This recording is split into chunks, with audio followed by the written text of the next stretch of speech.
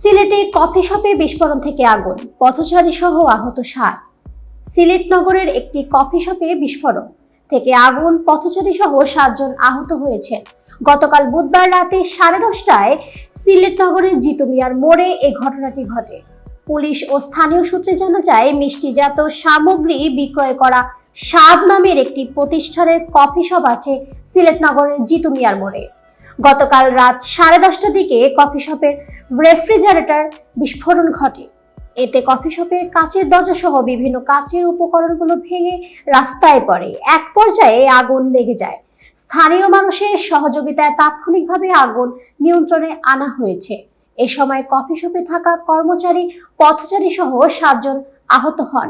আহত ব্যক্তিদের উদ্ধার করে Sylhet MAG Osmani medical college হাসপাতালে পাঠানো হয়েছে, তবে তাদের পরিচয় জানা যায়নি। সিলেট কোতোয়ালি মডেল থানার ভারপ্রাপ্ত কর্মকর্তা ওসি মোহাম্মদ জিয়াউল হক এ খবরের সত্যতা নিশ্চিত করেছেন। এতক্ষণ বার্তা বৈঠকের সাথে থাকার জন্য ধন্যবাদ। নতুন নতুন তথ্য ও সংবাদ পেতে বার্তা বৈঠকের ইউটিউব চ্যানেল ও ফেসবুক পেজের সাথেই থাকুন।